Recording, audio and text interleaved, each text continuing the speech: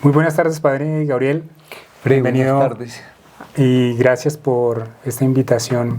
Y hoy queríamos preguntarle esa contemplación del rosario y que nos explicara un poco sobre cómo nosotros como laicos y como comunidad y familia contemplamos el rosario y lo vivimos realmente. Bien, recordar que el rosario es ante todo una oración bíblica porque está fundamentada totalmente en la palabra de Dios. Bien podemos decir que es una manera sencilla de hacer la lección divina de toda la vida de nuestro Señor Jesucristo. Los santos nos lo recuerdan. Tenemos en cada misterio hay un acontecimiento de la vida de nuestro Señor Jesucristo tomado justamente de los evangelios y luego también por sus oraciones, ¿no? El Padre Nuestro es una oración netamente neotestamentaria tomada de los evangelios. Luego vamos a tener que el Ave María es fundamentada también en la palabra de Dios, ¿no?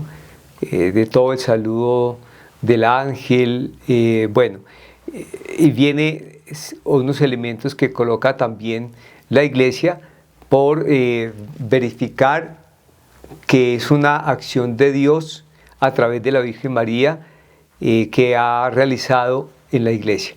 Entonces, la doxología también, ¿no? La proclamación del Gloria, es cada vez proclamar la unidad de la Trinidad Santa y la proclamación de la verdad sobre Dios, o el Dios Trinitario, que ha de ser glorificado siempre por todos nosotros. Incluso que el Papa lo propone y cuando estamos haciendo el rosario, incluso lo dice en esta carta apostólica donde nos habla de que se debe exaltar la Santísima Trinidad, ¿no? De hecho, todo el rosario ha de ser orado pues con piedad y claro, ya cada quien, cada persona, cada grupo lo puede, digamos, puede realizar sus actos de piedad como tenga a bien, inspirado por el Espíritu Santo. San Luis María de Montfort recomienda que si bien el rosario a nivel personal trae muchas gracias y bendiciones, nunca olvidemos la oración del Santo Rosario en comunidad.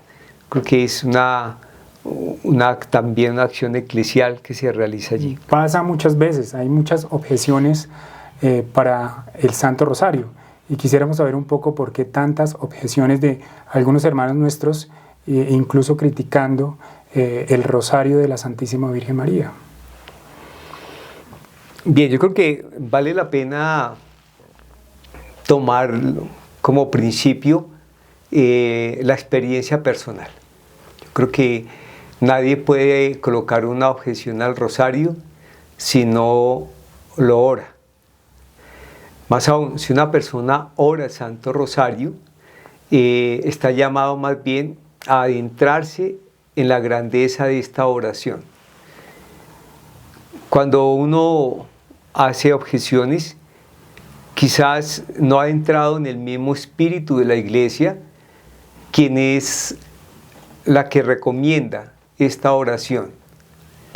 Dos objeciones básicas que se colocan allí, pero están resueltas en el Concilio Vaticano II, la Lumen Gentium, en el número 67.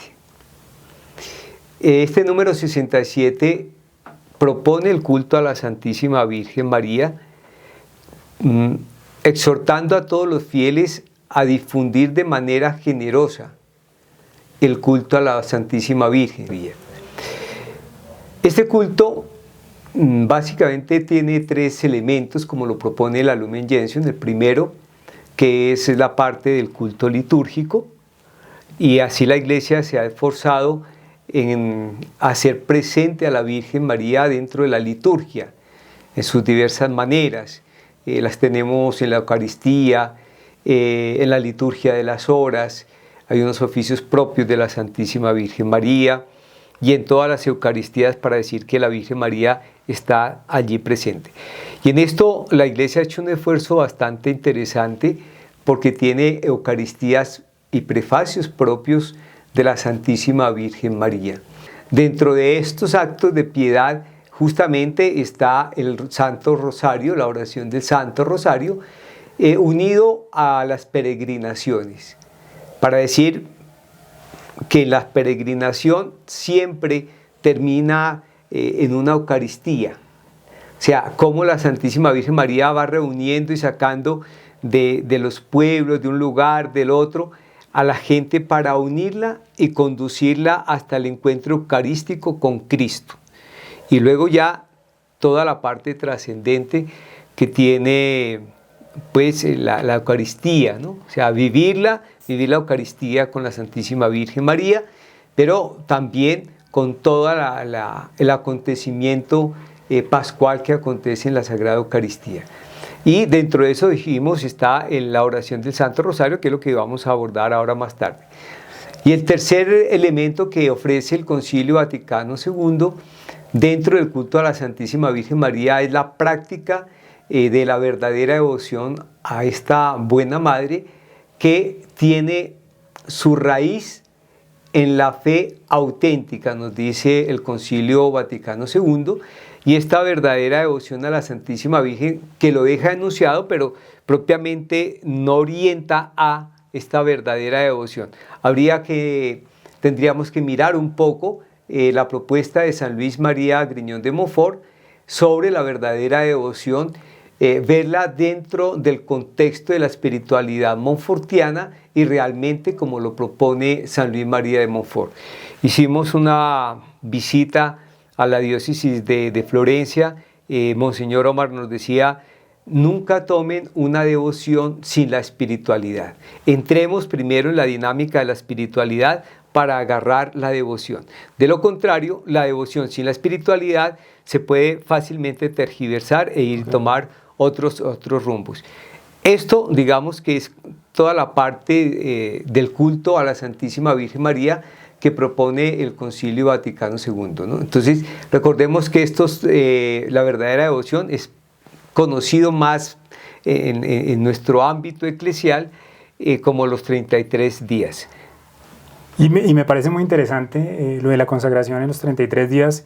Me ha llamado muchísimo la atención, Padre, el tema de este texto del apóstol San Pablo en Gálatas 4:19, donde nos propone que abramos nuestro corazón para que Cristo sea formado verdaderamente en nosotros, y yo creo que ese es el triunfo del Inmaculado Corazón. Pues lo que propiamente dice el texto es tomado de San Pablo, porque Pablo vive todo el camino de transfiguración del acontecimiento pascual en su vida.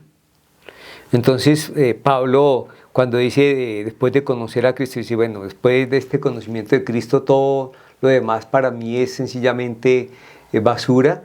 Y luego Pablo, viviendo la riqueza de lo que a él le aconteció por esta acción pascual en su vida, Pablo justamente desea para toda la comunidad cristiana que Cristo sea formado en cada uno de los bautizados de las comunidades cristianas, pero la expresión es, por lo menos los textos que tenemos a disposición, dicen que Pablo lo propone así: siento dolores de parto hasta que Cristo sea formado en ustedes.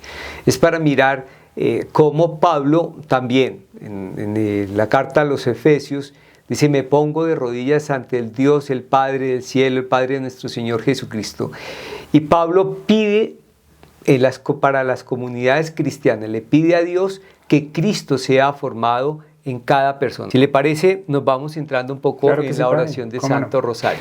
La experiencia del Rosario en la vida de la Iglesia tiene cantidad de acontecimientos de Dios en sus vidas. Yo creo que comentar esto es muy grande, desde detalles muy sencillos sobre la oración del Santo Rosario en los hogares.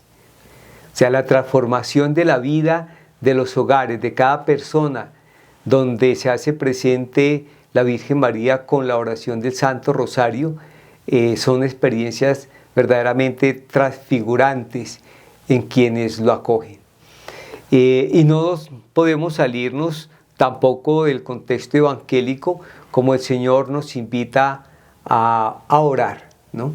Tener en cuenta, por ejemplo, que dice el Señor: cuando ustedes hagan oración, no se pongan con tantas palabras y repita palabras.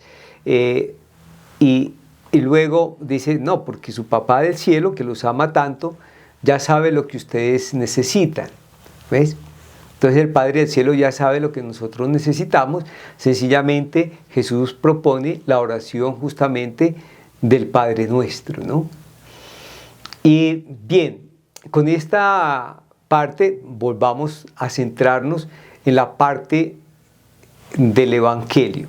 Entonces, hemos compartido que la oración del rosario es una oración netamente bíblica, ¿sí? Dijimos, es una manera también de hacer una lección divina a nivel personal o comunitario con la Santísima Virgen María. Por eso la Iglesia nos recomienda, al decir quitemos tanta palabrería, es decir, no ocupemos nuestro tiempo del Santo Rosario en colocar muchas palabras nuestras, haciendo peticiones que son válidas. De ninguna manera hay que descartarlas, hay que manifestarle a Dios lo que nosotros tenemos en nuestro corazón. Eso también es una experiencia eclesial, ¿no? Valga la pena mencionar, orar, por ejemplo, por un enfermo, ¿no? Y allí, por ese enfermo, uno coloca la intención y hace la oración del Santo Rosario. Recuerdo a una señora que de un momento a otro le resultó un cáncer, y comenta ella que estando en el hospital aprendió a orar el Santo Rosario y luego quedó completamente curada. Entonces ella de ahí no se despega de la oración del Santo Rosario. Interesante entonces mirar en el amor de la sabiduría eterna, que es un texto también de San Luis María de Montfort, el texto central de San Luis María de Montfort. Dice en el número 207, al finalizar este número, que sean cuales sean los dones que esta augusta majestad, que la Santísima Virgen María nos dé, nunca estará satisfecha hasta que no nos dé la sabiduría divina. Es decir, volvamos, es otra manera de decir lo que anteriormente afirmamos con San Pablo en la carta a los Gálatas 4:19, hasta que Cristo sea formado en nosotros. Es decir, la Virgen con cariño nos ayuda a salir de problemas, eso más de uno da testimonio de esto, nos ayuda a resolver las situaciones de salud, nos ayuda a organizar las situaciones de familia, etc. Pero, dice Montfort, la Virgen no estará satisfecha hasta que no haga de cada uno de nosotros otro Cristo. Entonces miremos que pues viendo el rosario, al hacerlo netamente bíblico, sí, dijimos, podemos expresar nuestras intenciones, 2, 3 palabras, o a veces Montfort sugiere decirle: mira, Virgencita, esta oración del Santo Rosario me uno a las intenciones que tú tienes en tu corazón o en tu inmaculado corazón.